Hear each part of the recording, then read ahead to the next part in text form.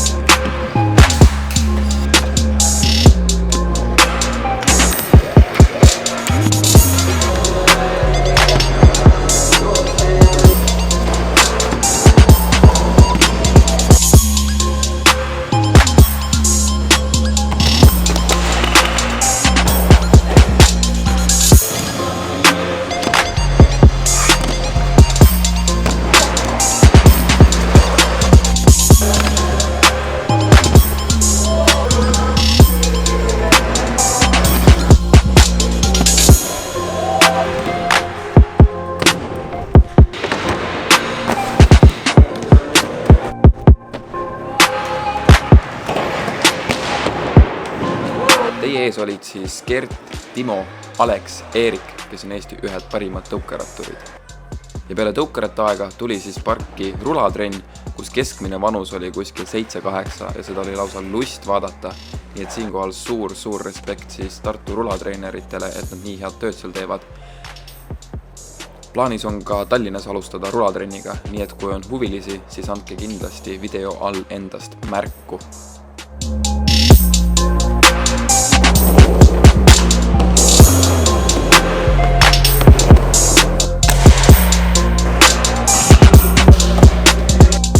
Peale rulakooli tulid siis parki BMX-erid ja oli tore näha isegi ühte naissoost ratturit sõitmas.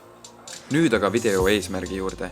Video eesmärk on propageerida Tartu skatehalli ning aidata neil kokku saada vajalik arv allkirju.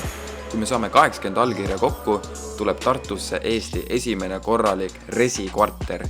Kõik, kes ei tea, mis resikvarter on, siis on pehme maandumisega rämp, kuhu saab väga palju erinevaid trikke harjutada. Ja me tean, et kohalikud väga tahavad seda ja võib-olla isegi kõik Eesti ekstreemsportlased tahaksid midagi sellist proovida.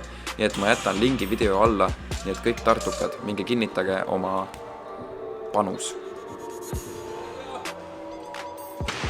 Siinkohal saabki tänane teistsugune video läbi.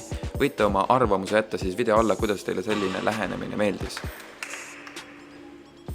Kindlasti jälgige siis linke, mis ma video alla jätsin, saame toetada Eesti ekstreemsporti ja kohalikke sõitjaid ning kohtume juba järgmises videos. Like, share, subscribe!